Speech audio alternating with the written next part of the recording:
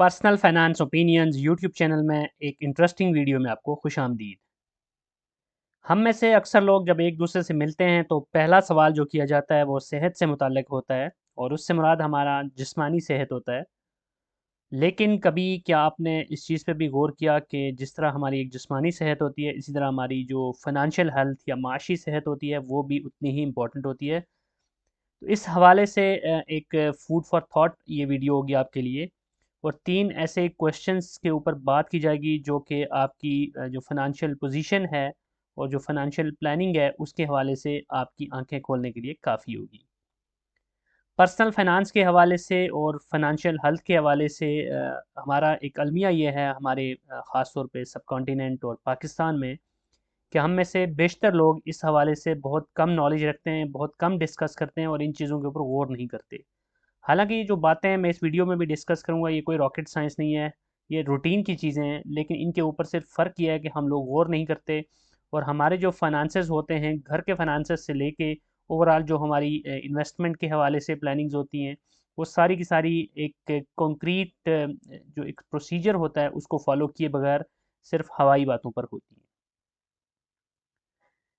सबसे पहले तो ये वाज़ेह कर दूँ कि जो भी डिस्कशन इस वीडियो में या इस चैनल में दीगर जो वीडियोज़ हैं उसमें होती है, ये आपके लिए फ़ाइनेंशियल एडवाइस नहीं बल्कि ये नॉलेज या एजुकेशन पर्पज़ के लिए होती है और मकसद ये होता है कि आप अपनी जो एक डायरेक्शन है वो मुतय्यन करें और ये आपके लिए वीडियोज़ और इसमें जो कंटेंट है वो फूड फॉर थॉट साबित हो। अब जो पहला सवाल और चुभता हुआ सवाल है वो ये है कि आप अगर कोई भी जॉब कर रहे हैं, प्राइवेट जॉब कर रहे हैं, पाकिस्तान में कर रहे हैं या पाकिस्तान से बाहर, तो जॉब जो भी होती है उसके अंदर एक जो रिस्क फैक्टर होता है वो ये होता है कि कभी भी आपको जॉब में से निकाला जा सकता है, आपको फायर किया जा सकता है, आपका कॉन्ट्रैक्ट एंड हो सकता है या कंपनी को आपकी मज़ीद ज़रूरत शायद ना रहे। किसी भी सूरत में अगर आपको आपकी जो मौजूदा जॉब है उससे आज अगर निकाल दिया जाता है तो कल आपकी फाइनेंशियल पोजीशन क्या होगी।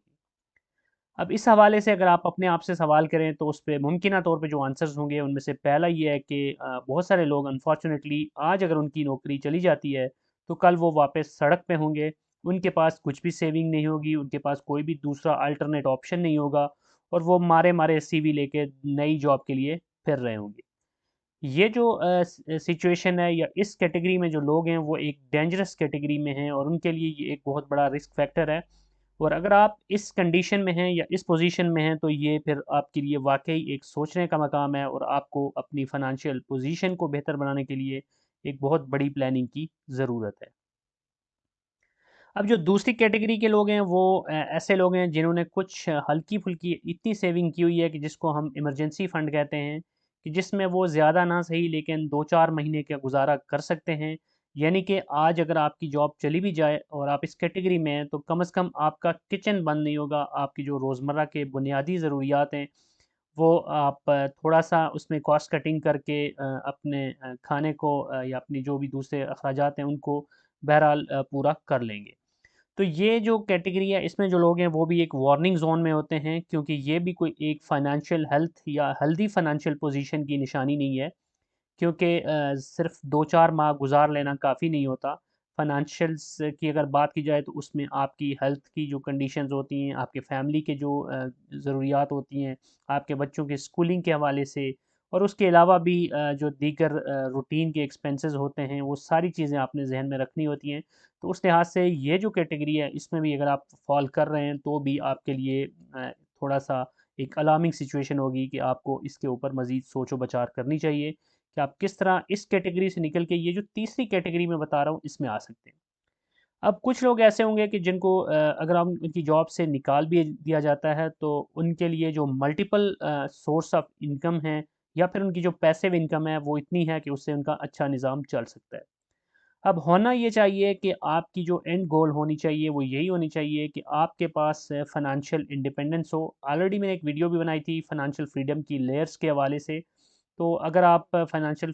फ्रीडम की एक ऐसी लेयर पे पहुंच जाएं कि जहां पर आपके पास मल्टीपल सोर्सेज ऑफ इनकम हो और आपके पैसिव इनकम स्ट्रीम से इतने पैसे जनरेट हो रहे हों कि आपकी जो बुनियादी ज़रूरियात हैं, आपकी जो रूटीन की एक्सपेंसेस हैं वो पूरे हो रहे हैं, तो फिर आप अपने आप को फाइनेंशियली इंडिपेंडेंट कह सकते हैं और आप कह सकते हैं इसके अगर आपकी खुदा न खास्ता जो प्राइमरी जॉब है या प्राइमरी सोर्स ऑफ इनकम है, उसमें से वक्ती तौर पर अगर आप निकल भी जाते हैं, तो आप ना तो सड़क पे आ जाएँगे और ना ही आप इस कंडीशन में होंगे कि आप 2-4 माह के बाद गुज़ारा ना कर सकें, सर्वाइव ना कर सकें। तो ये सवाल आप अपने आप से कीजिए और अपने आप को परखिए कि आप इसमें से कौन-सी कैटेगरी में फ़ॉल करते हैं, और अगर आप इनमें से डेंजर कैटेगरी में या फिर वार्निंग कैटेगरी में फ़ॉल करते हैं, तो फिर आपके लिए ये मज़ीद सोचने का मकाम होगा कि आप वो कौन से स्टेप्स उठाएँ या कौन से ऐसे स्टेप्स फ़ौरी तौर पे आपको उठाने की ज़रूरत है कि जिससे आप इन कैटेगरी से निकल कर आप ये जो तीसरी कैटेगरी है जिसमें मल्टीपल सोर्सेज़ ऑफ इनकम है, इस पे आ सकें। पाकिस्तान की बात करें तो मौजूदा हालात में पाकिस्तान के अंदर एक सोर्स ऑफ इनकम या कोई एक छोटी-मोटी अगर आपकी जॉब है, तो उससे सर्वाइव करना या उससे एक अच्छा लाइफ़स्टाइल मेंटेन करना नियर टू इम्पॉसिबल होता जा रहा है, क्योंकि यहाँ पर जो इन्फ्लेशन है और जिस तरह की ओवरऑल इकोनॉमिक कंडीशंस हैं, उसमें ये बहुत ज़रूरी हो गया है कि आपके पास मल्टीपल सोर्सेज़ हों, और उसमें भी अगर मज़ीद डिटेल में बात करें तो ये बड़ा इम्पोर्टेंट है कि जो आपके सोर्सेज़ हैं वो वेल डाइवर्सिफ़ाइड हों, और उसमें ये है कि आपके मल्टीपल करेंसीज़ के अंदर अगर आपकी इनकम आ रही है, मल्टीपल ज़राए से आ रही है, आगे चल के उस पे हम बात करें तो तभी आप कामयाब हो सकते हैं। अब दूसरा सवाल आप अपने आप से करें कि अगर आप किसी ख़ास एसेट क्लास की मिसाल ले लें, जैसे करेंसी मार्केट हो गई, डॉलर्स हो गए या कोई भी करेंसी हो गई या इवन पाकिस्तानी रुपया हो गया, या फिर प्रॉपर्टी मार्केट की बात करें या फिर स्टॉक मार्केट में। तो जो भी एसेट क्लासेस होती हैं और जो भी इन्वेस्टमेंट्स के एवेन्यूज़ होते हैं, इसमें अप्स एंड डाउन्स आते रहते हैं, और बाज़ औक़ात ऐसे भी होता है कि कोई ख़ास एसेट क्लास जो है, वो मुसलसल ज़वाल पज़ीर होना शुरू हो जाती है।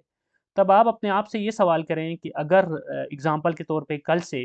करेंसी मार्केट मुसलसल गिरना शुरू हो जाए, जैसे पाकिस्तानी रुपया मुसलसल कुछ अर्सा गिरता रहा है, या फिर आजकल डॉलर जैसे नीचे जा रहा है अगेंस्ट पीकेआर, या फिर प्रॉपर्टी मार्केट में जैसे कुछ अरसे से ज़वाल है, मुसलसल प्रॉपर्टी मार्केट एक डाउनफॉल का शिकार है, या फिर अगर हम स्टॉक मार्केट का एग्ज़ाम्पल लें कि किसी ख़ास मौके के ऊपर स्टॉक मार्केट मुसलसल नीचे जाना शुरू हो जाए, तो आपकी जो फ़ाइनेंशियल पोज़ीशन है, उस पे उसका क्या असर पड़ेगा? अब तो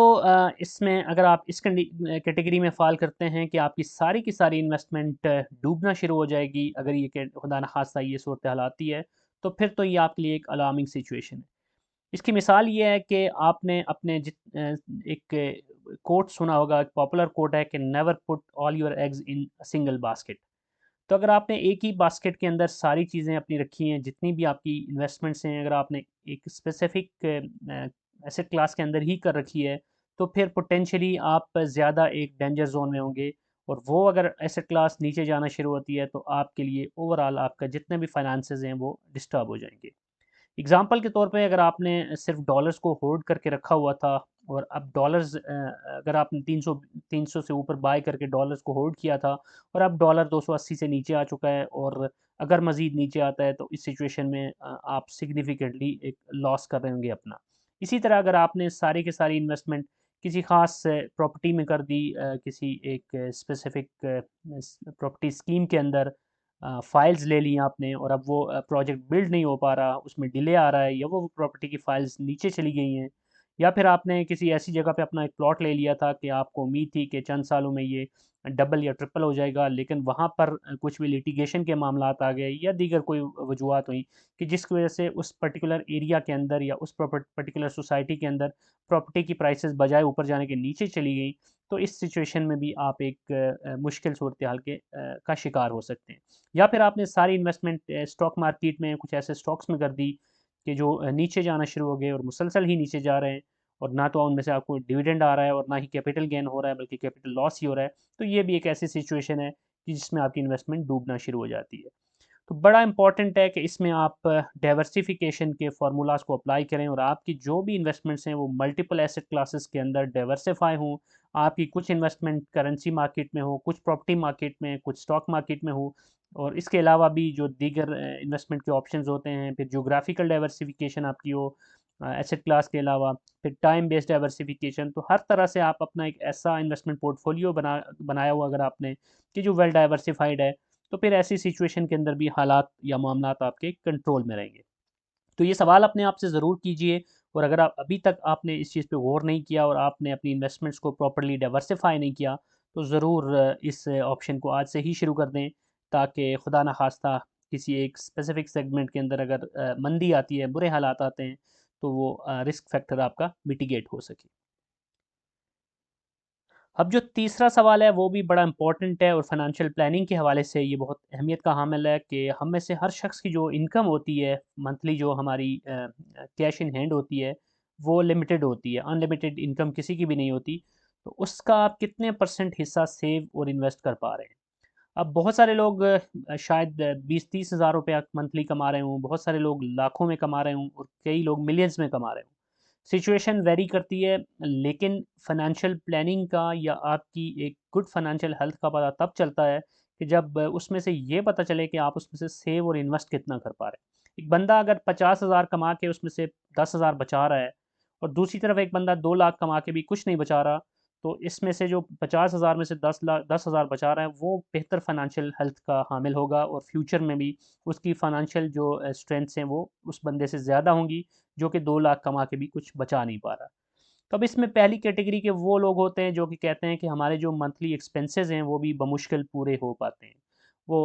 आपकी सैलरी आई और फौरी तौर पर आपने उसमें से अपने एक्सपेंसेस करना शुरू किए, आपकी फाइनेंशियल प्लानिंग स्ट्रॉन्ग नहीं है और आपको समझ नहीं आ रही और आपका पर्स मुसलसल खाली होता जा रहा है। तो अगर आप इस कैटेगरी में फ़ॉल करते हैं तो ये आपके लिए एक परेशान कुन सूरत हाल है और आपको इस पे मुनासिब सोच विचार करके प्लानिंग करने की ज़रूरत है। अब इससे भी वर्स्ट कंडीशन में वो लोग होते हैं जो ये कहते हैं कि हमारी जो मंथली इनकम है वो ऐसी है कि बजाय ये कि हमारी ज़रूरियात पूरी हों उसमें से हमें तो मज़ीद लोन लेना पड़ता है जिसके ज़रिए हम फिर अपने अखराजात को पूरा कर रहे हैं। अब पाकिस्तान में ये ट्रेंड काफ़ी कम है कि आप इंटरेस्ट बियरिंग लोन्स बैंक्स वगैरह से ले रहे हों, लेकिन अगर आप ले रहे हैं तो फिर तो ये मज़ीद एक चुंगल में आप फंसते जा रहे हैं। रिलीजियस पॉइंट ऑफ व्यू से हटकर भी अगर बात करें तो अगर आप इंटरेस्ट बेस्ड लोन कोई भी लेते हैं तो जिस तरह पाकिस्तान में इस वक्त इंटरेस्ट रेट 20% से ऊपर जा चुका है, तो ऐसी सूरत हाल के अंदर अगर तो आप इस कैटेगरी में फ़ॉल करते हैं कि जहाँ पर आपको लोन लेकर अपनी ज़रूरियात पूरी करना पड़ रही हैं, तो फिर ये एक बहुत ही अलार्मिंग सिचुएशन है। तीसरी कैटेगरी की बात करें तो ये वो हैप्पी सिनेरियो है और उन लोगों के लिए है जो कि स्ट्रॉन्ग फाइनेंशियल हेल्थ के हामिल हैं, जो कहते हैं कि हम अपनी जो भी इनकम है उसका 20% कम अज़ कम बचा कर उसको इन्वेस्ट कर पा रहे हैं। तो अगर आप इस कैटेगरी में फ़ॉल करते हैं तो थम्स अप फॉर यू, आप एक बेहतरीन फाइनेंशियल प्लानिंग का के हामिल इंसान हैं। क्योंकि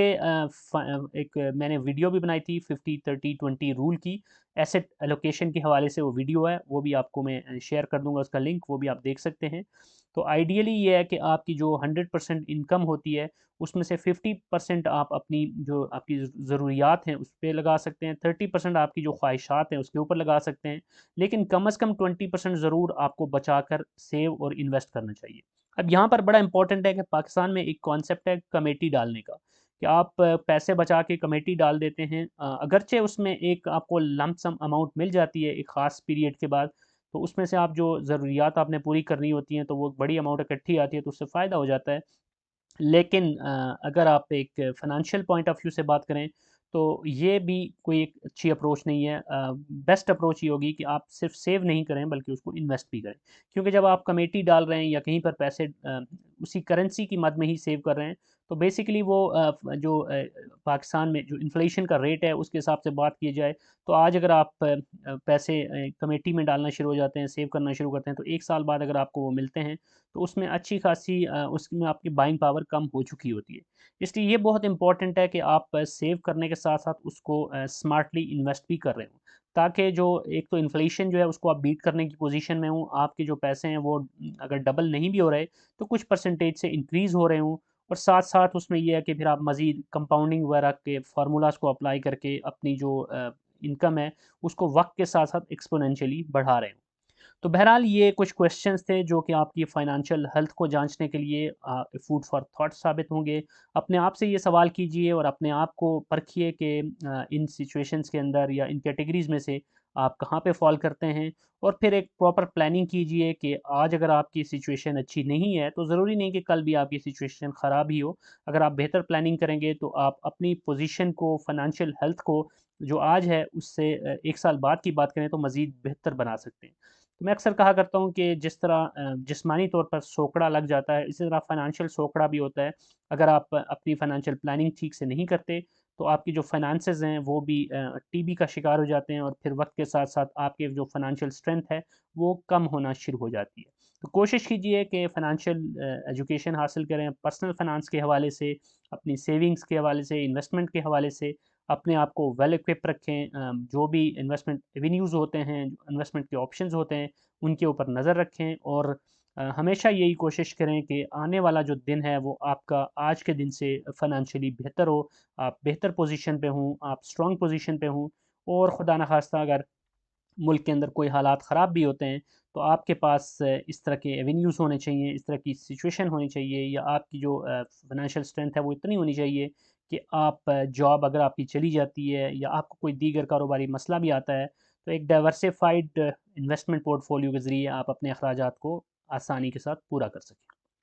that's it from this video. I hope कि ये वीडियो और इसमें जो इन्फॉर्मेशन आपके साथ शेयर की गई है ये आपके लिए फ़ायदेमंद होगी, फूड फॉर थॉट होगी और इसकी बेसिस पे आप अपने आप को और अपनी फाइनेंशियल हेल्थ को बेहतर तौर पे जांचने की पोजीशन में होंगे। अगर आपको ये वीडियो पसंद आई है तो चैनल को सब्सक्राइब करना, वीडियो को लाइक करना, बेल आइकन को प्रेस करना मत भूलिएगा और यहाँ पर आपको कुछ वीडियोज़ मैं शेयर कर रहा हूँ लिंक्स उनके, उनको भी ज़रूर देख लीजिएगा क्योंकि वो भी फाइनेंशियल इंडिपेंडेंस की जर्नी में आपके लिए मुफीद और मुआवन साबित होंगी। Thank you very much.